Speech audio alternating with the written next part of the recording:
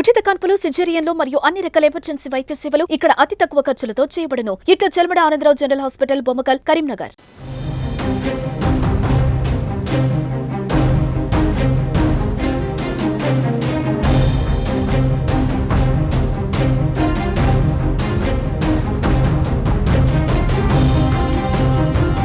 బాబుకు న్యాయం చేయాలని అనుకుంటాను. నేను బాబుకు న్యాయం జరిగితే నాకు న్యాయం జరిగినట్టు. ఈ విషయంలో నలిపేది మాత్రం ఈ 2 సంవత్సరాల పతిబాబే.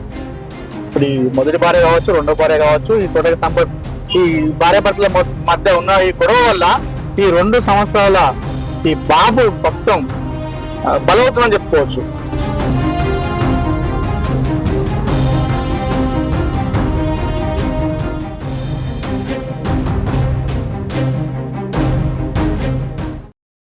నమస్తే, welcome to Suman TV Karimnagar. నేను మీ అనిల్.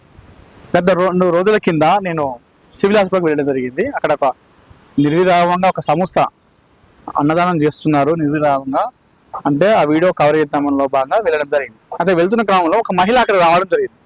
మహిళ అక్కడికి వచ్చి మేము వీడియో చేసిన సేపు మమ్మల్ని తీక్షణంగా చూడసాగింది. మేము చూసాము, ఎందుకు మహిళ అంతలా చూస్తుంది, ఏదో అవసరం చూస్తుందా ఏందని చెప్పేసి మేము అనుకున్నాము. గంటన్నర అయింది, 2 గంటలు అయింది. 2 గంటల వరకు కూడా ఆ మహిళ అట్లనే చూస్తూ ఉంది. ఫైనల్గా మరి తను వస్తుందా లేదా అని చెప్పి చూసాము. ఫైనల్గా తను మా దగ్గర రావడం జరిగింది. ఏంటమ్మా మీరు అప్పటి నుంచి చూస్తున్నారు, ఏదైనా సమస్య ఉందా అని అంటే అప్పుడు తన సమస్య మనకు చెప్పడం, సుమన్ టీవీకి చెప్పడం జరిగింది.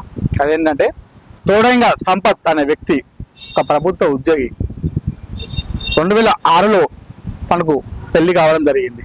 ఆ పెళ్ళైన క్రమంలో తనకు ఒక పాప కూడా పుట్టడం జరిగింది. ఆ పాప హ్యాండిక్యాప్లో పుట్టడం జరిగింది. అయితే తర్వాత అమ్మకు మొదటి భార్యకు సంతానం కలగని తెలియడంతో అతను పిల్లలు కావాలని చెప్పేసి, వారసులు కావాలని చెప్పేసి ఒప్పందంతో, మొదటి భార్య ఒప్పందం, కుటుంబ సభ్యుల ఒప్పందంతోనే ఇప్పుడు ఎవరైతే మహిళ మనం కలిశారో ఆ మహిళను 2వ పెళ్లిగా చేసుకోవడం జరిగింది. ఆ మహిళకు కూడా ఇది 2వ వివాహమే. అయితే 1 సంవత్సరం పాటు తోడంగా సంపత్ ప్రభుత్వ టీచర్ ఇద్దరితోని అందరూ హ్యాపీగా సంతోషంగా ఉన్నారు. ఒక దగ్గర కలిసిమెలిసి 1 year వరకు కూడా అందరూ ఒక దగ్గర ఉన్నారు. అయితే ఈ సందర్భంలో 2వ భార్య, ఇందాక బాధిత మహిళ, నన్ను కలిసిన మహిళ ఆస్తి విషయంలో కొన్ని అతనితో సంపత్తో కొన్ని డిస్కషన్ చేయడం జరిగింది. ఆస్తి విషయంలో ఆస్తి కొడుకు పేరు పైన రాయవా అన్నట్టుగా కొన్ని విషయాలు అడగడంతో అసలు ఏం జరిగిందో ఏమో తెలియదు. ఆస్తి అంతా కూడా మొదటి భార్య పేరు పైన రాయడం జరిగింది. అయితే ఈ విషయం పైన ఇద్దరి మధ్యలో ఎప్పుడు ఇంట్లో వాగ్వాదం జరిగేదంట. ఈ 2వ భార్య బాధిత మహిళ అడగడంతో, ఎందుకు నువ్వు మొత్తం చిన్న బాబు ఉన్నాడు, నువ్వు చేసుకునే సంతానం కోసం కొడుకు పుట్టిన తర్వాత నువ్వు ఎందుకు పట్టించుకోవట్లేదు, ఆస్తి విషయంలో ఎందుకు దూరం పెడుతున్నావు అని అడిగేసరికి ఒకరోజు ఇంటి నుండి మళ్ళీ వస్తా అని చెప్పేసి ఇంటి నుండి బయటికి వెళ్ళడం జరిగింది. అప్పుడు వెళ్ళినటువంటి తోటంగా సంపత్ అనే వ్యక్తి ఇప్పుడు కూడా ఆ 2వ భార్య దగ్గరికి రావడమే ముఖం చాటేశాడు, రావడం మానేశాడు. మొదటి భార్య దగ్గరే ఉంటూ అక్కడే ఉంటున్నాడు. అప్పటి నుండి 6 నెలలుగా, సుమారు 5-6 నెలలుగా ఆ మహిళ, ఆ బాధిత మహిళ తన 2 ఏళ్ల కుమారుడితో ఒంటరిగా ఇంట్లో ఉంటుంది. ప్రస్తుతం అంటే ఆ ఇల్లు కూడా తోడంగా సంపత్ అనే వ్యక్తి ఆ ఇంట్లోనే. తర్వాత ఇందాక మీకు చెప్పినట్టు సంవత్సరం కలిసిన తర్వాత ఇద్దరిని సపరేట్గా కాపురం పెట్టడం జరిగింది. మొదటి భార్య వేరే దగ్గర, 2వ భార్య వేరే దగ్గర. అయితే ఈ 2వ భార్య ఆ విషయంలో అడిగేసరికి ఇంటి నుండి బయటికి వెళ్ళొస్తా అని చెప్పిన సంపత్ మరోసారి తిరిగి రాలేదు. 6 నెలలుగా ఆ మహిళ ఇద్దరు, 2 సంవత్సరాల బాబు, ఆమె ఇద్దరు కలిసి ఆ ఇంట్లో గడుపుతున్నారు. మధ్యలో కరెంటు బిల్లు కట్టగా కూడా కరెంటు కట్ చేయడం జరిగింది. తినడానికి తిండి లేదు ప్రస్తుతం వాళ్ళ దగ్గర. ఆ బాబు 2 ఏళ్ల బాబుని తీసుకొని ప్రతిరోజు సివిల్ హాస్పిటల్లో నిత్యాన్నదానం చేస్తారు. అంటే అక్కడ ఉదయం టిఫిన్ పెడుతుంటారు, అదేవిధంగా మధ్యాహ్నం లంచ్ పెడుతుంటారు. ఆ మహిళ ఆ 2 సంవత్సరాల బాబును ఎత్తుకొని సప్తగిరి కాలనీ నుండి సివిల్ హాస్పిటల్ వస్తూ మార్నింగ్ టిఫిన్ చేస్తుంది. అక్కడ నుండి మళ్ళీ 5-6 కిలోమీటర్ 7 కిలోమీటర్లు ఉన్నటువంటి సప్తగిరి కాలనీ మళ్ళీ బాబుని తీసుకొని ఇంటికి వెళ్తుంది. మధ్యాహ్నం టైం కాగానే లంచ్ టైంలో బాబు ఇవ్వడంతో మరొకసారి సివిల్ హాస్పిటల్కి రావడం జరుగుతుంది. అయితే ఆ సివిల్ హాస్పిటల్లో రాత్రి సమయంలో డిన్నర్ పెట్టరు, ఓన్లీ మార్నింగ్ టిఫిన్, అదే విధంగా మధ్యాహ్నం లంచ్ వరకు పెడతారు. మధ్యాహ్నం కూడా లంచ్ చేస్తుంది. నైట్ కూడా అన్నం వాళ్ళ దగ్గర లేదు, డబ్బులు లేవు కాబట్టి ఆ మధ్యాహ్నం టైంలో ఇంటి నుండి వచ్చే సమయంలోనే ఒక టిఫిన్ బాక్స్ తోని రావడం జరుగుతుంది. ఆ టిఫిన్ బాక్స్ తెచ్చుకొని మధ్యాహ్నం లంచ్ చేసి ఆ బాక్స్ లో అక్కడ సివిల్ హాస్పిటల్లో పెట్టే అన్నం పూరా తీసుకొని వెళ్ళి అదే రాత్రి డిన్నర్ గా చేస్తున్నారు వారిద్దరు కూడా. ప్రస్తుతం ఆ మహిళ ఒంటరిగా పోరాడుతుంది. అసలు ఎప్పుడు జరిగింది, ఎలా జరిగింది, ఎందుకు మొహం చాటేస్తున్నాడు, ఏ విషయంలో వీరిద్దరి మధ్య వాగ్వాదం జరిగింది అన్న విషయాన్ని ఆమె అడిగి తెలుసుకుందాం. ప్రస్తుతం నాతోనే ఆ బాధిత మహిళ ఉన్నారు. ఆమె పేరు నేను రివీల్ చేయను కాబట్టి బాధిత మహిళని సంబోధిస్తాను, ఆమెతో మాట్లాడదాం. అమ్మ నమస్తే. అసలు మీకు ఎప్పుడు వివాహం జరిగింది? 2021 అక్టోబర్ 1న టెంపుల్ లో నరసింహస్వామి టెంపుల్ ఎల్ఎండి కాలనీలో పెళ్లి చేసుకున్నాడు. ఓకే. చేసుకొని నేను మంచిగా చూసుకుంటా అని అందరు కుటుంబ సభ్యుల సమక్షంలో పెళ్లి చేసుకున్నా. ఫస్ట్ భార్య సంతకం పెట్టింది, నాకు సమ్మతమే, నీకు నాకు సమాన హక్కు ఉంటదని చెప్పింది. ఓకే. ఒక సంవత్సరం మంచి కలిసి వాళ్ళ ఇంట్లో మీ ఇంట్లో అంతా చేసుకున్నాం. మంచిగా చేసుకొని మంచి కలిసిమెలిసి ఉన్నాం. ఈయన పుట్టినరోజు చేసింది, అన్ని విధాలుగా బానే ఉన్నది. ఇక ఏమైందేమో తెలియదు, ఆమె మనసులో ఎలాంటి దుర్భిక్షం కలిగిందో గానీ ఇక వాళ్ళ అక్క బావ వీళ్ళందరూ చెప్పడం అంటే ఆస్తి అంతా ఆమెకే అవుతుంది, నీకేముండదని. ఆ పాప చనిపోయినప్పటి నుండి టార్చర్ చేస్తారు నన్ను. బాబుని ఇచ్చేసి వెళ్ళిపో, లేకపోతే నీకేం హక్కు లేదు, రైట్స్ లేదు అని చెప్పేసి ఒక లాయర్ ద్వారా నాకు నోటీస్ పంపించారు. ఈ నోటీస్ పంపించినాక ఆస్తి గురించి అడగలే కానీ నోటీస్ ఎందుకు పంపించినా, నన్ను పెళ్లి చేసుకున్నావు కదా, పెళ్లి చేసుకుని భార్యని కాదు ఇట్లా అని చెప్పేసి అడిగిన.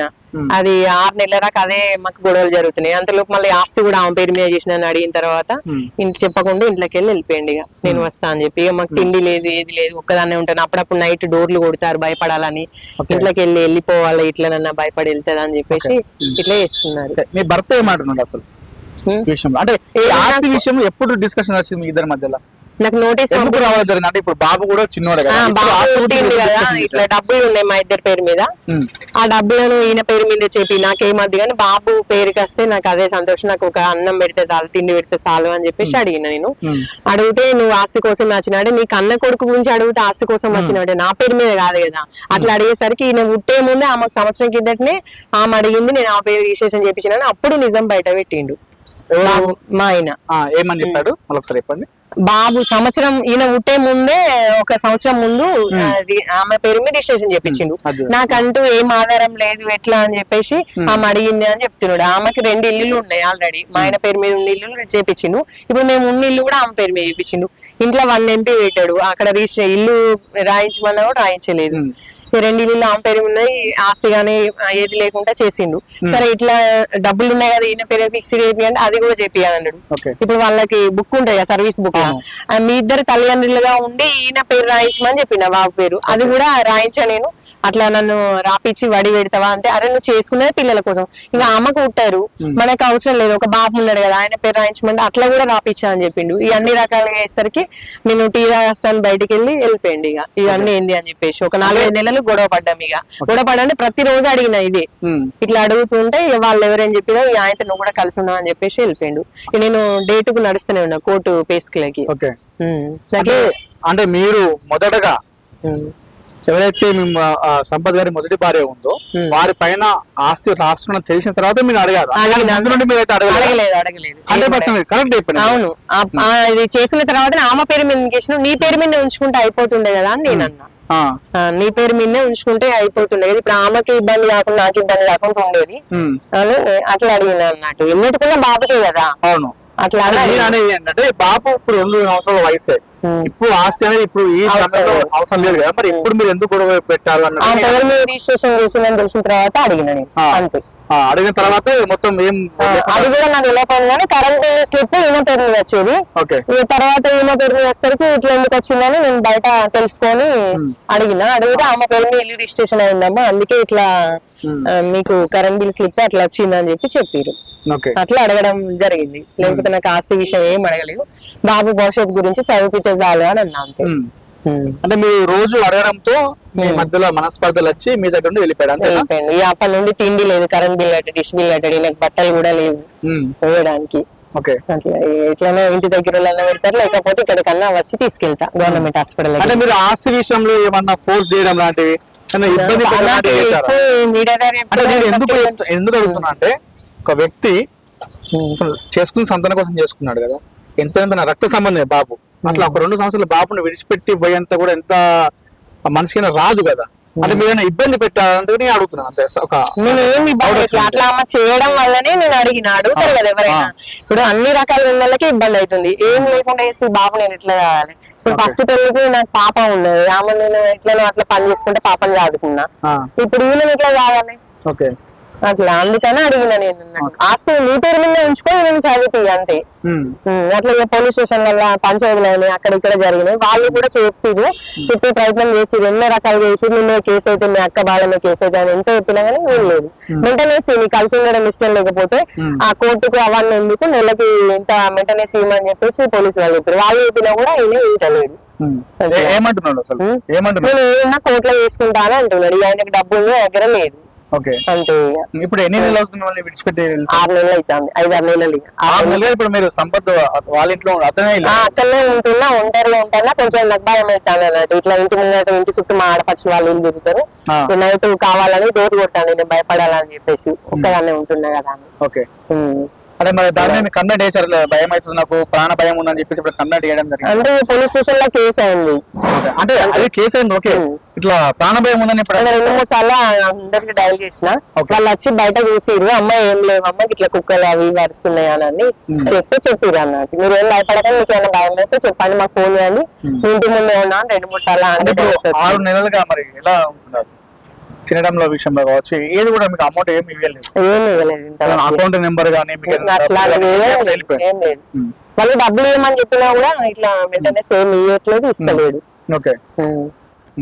ఇప్పుడు 5-6 నెలల నుండి మరి అసలు ఏం అంటే ఎవరైనా ఇంటి దగ్గర పెడితే తినడం, లేకపోతే ఇట్లా హాస్పిటల్ కి ఓపికన్న రోజు ఎవరైనా లిఫ్ట్ ఆడుకుంటా అయ్యా అమ్మ అని అడగడం. ఓకే. అంతే. మరి మీ అమ్మ నాన్న ఏమనట్లేదు ఈ విషయంలో? అది పంచాయతీ వేసిరండి 2-3 సార్లు. ఎట్లా మా పరిస్థితి, మా బిడ్డ పరిస్థితి ఇట్లా ఎందుకు చేసుకున్నావు, అట్లా ఉన్నా కానీ ఎట్లా బతికేది కదా, మళ్ళీ బాబుని అంటే ఉంటారు కాదు కదా అని చెప్పేసి ఎన్నోసార్లు అడిగినా, మేము కోర్టులోనే వేసుకుంటాం, మీరు ఏం చెప్తారో చేసుకోరి అని చెప్పేసి బేరిస్తున్నారు. నేను గవర్నమెంట్ టీచర్ అయ్యింది, ఇట్లా అయితే మరి స్కూల్ పిల్లలకి ఏం చదివి చెప్తాడు, ఇంత ఘోరంగా ఇబ్బంది పెడితే మమ్మల్ని. నేను అంటుంది ఏమంటే, ఇప్పుడు మీరు 6 నెలలుగా మీరు ఇబ్బంది పడుతున్నారు, 2 సంవత్సరాల పసిబాబుని చంకునం వేసుకొని వెళ్తూ వస్తున్నారా? ఈ సందర్భంలో మీరు మీ అమ్మ నాన్న ఎందుకు మీ దగ్గర రావట్లేదు, మీరు అక్కడికి ఎందుకు వెళ్ళారు? అప్పుడప్పుడు వెళ్తున్నా, మా అమ్మ నాన్న కూడా వచ్చి ఉంటారు, కానీ ఇప్పటికి నాతోనే ఉండలేరు కదా పెద్ద మనుషులు, చేతగాళ్ళు. ఇప్పుడు నాతో తిప్పే బదులు మీరు అమ్మ వాళ్ళ ఇంటి దగ్గర ఉంటే ఇక ఉంటే అంటే ఏం లేకుండా అయిపోతుంది కూడా. అట్లా ఆ రకంగా నేను బాబు కోసం పోరాడుతున్నా, నా కోసం కంటే ఎక్కువ. ఇప్పుడు ఆ అమ్మ పేరు మీద విషయం చూపించినాను, ఇంట్లో ఎవరు లేకపోతే వేరే వాళ్ళకి ఉన్నారు అమ్మిరు అనుకోండి, ఆయనతో కూడా బాబుకి ఏం ఆధారం లేకుండా ఉంటది కదా. మాకు వ్యవసాయం ఉన్నది, అమ్మ వాళ్ళు వ్యవసాయం 100 రోజుల పనికి వెళ్తారు, ఎప్పటికి నాతోనే ఉంటే వాళ్ళకి ఇబ్బంది కదా.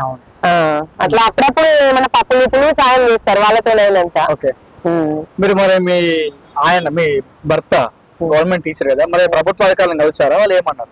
డిఓ ఆఫీస్కి వెళ్ళినా, వెళ్తే వాళ్ళు కొంచెం ఫ్యామిలీ కదా అమ్మ, నాతో ఏం లేదు ఇబ్బంది, మేము చేస్తామని అన్నారు. అది కాంప్లెక్స్ సార్ ఉంటదట హెచ్ఎం, ఆయన దగ్గరికి వెళ్ళి రాయించుకోండి, మెయింటెనెన్స్ వేసుకోండి అని చెప్పిండు. అట్లా ఎన్ఈఓ సార్తో కూడా ఫోన్ లో మాట్లాడితే ఆయన కూడా అదే చెప్పిండు. కానీ ఇప్పుడు వీళ్ళు ఇట్లా వేసుకుంటే మంచిదని నేను అనుకున్నా. డిఓ సార్ కానీ కలెక్టర్ గారు కానీ కొంచెం విద్యాధికారులు నన్ను ఇంత టార్చర్ చేస్తున్నారు కాబట్టి మీరు కొంచెం చర్య తీసుకోవాలని కోరుకుంటాను. అంతే.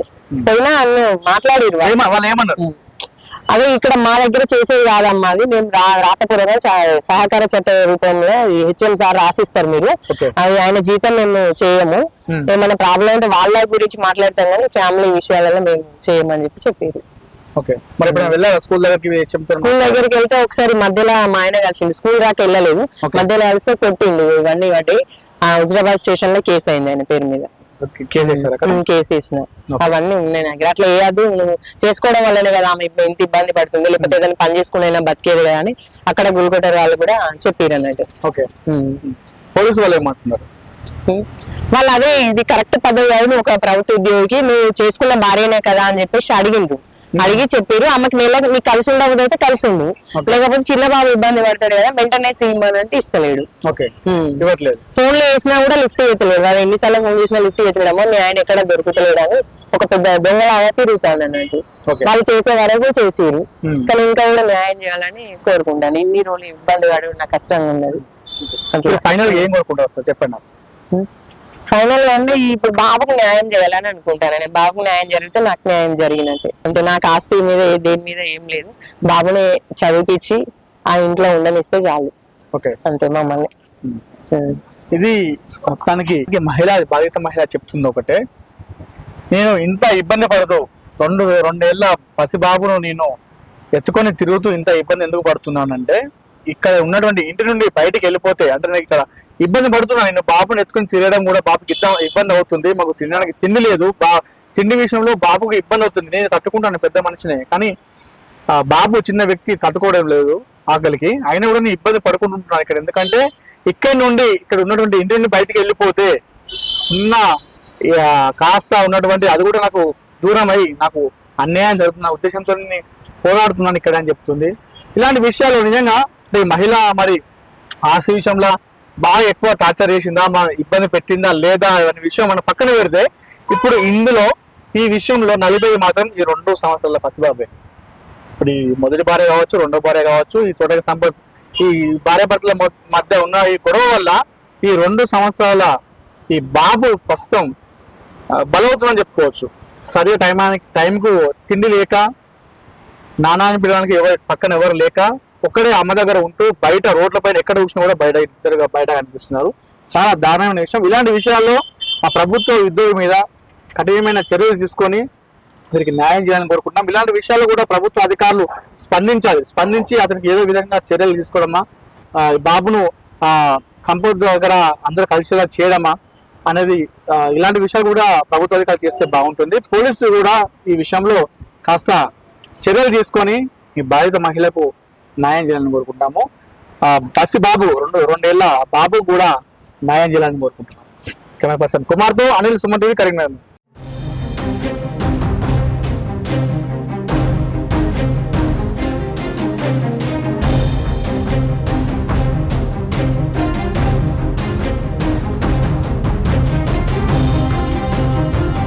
బాబుకు న్యాయం చేయాలని అనుకుంటాను నేను. బాబుకు న్యాయం జరిగితే నాకు న్యాయం జరిగినట్టే. ఈ విషయంలో నలిపేది మాత్రం ఈ 2 సంవత్సరాల పసిబాబే. ఇప్పుడు ఈ మొదటి భార్య కావచ్చు, రెండో భార్య కావచ్చు, ఈ తోటక సంపత్ ఈ భార్య భర్తల మధ్య ఉన్న ఈ గొడవ వల్ల ఈ 2 సంవత్సరాల ఈ బాబు ప్రస్తుతం బలవుతుందని చెప్పుకోవచ్చు.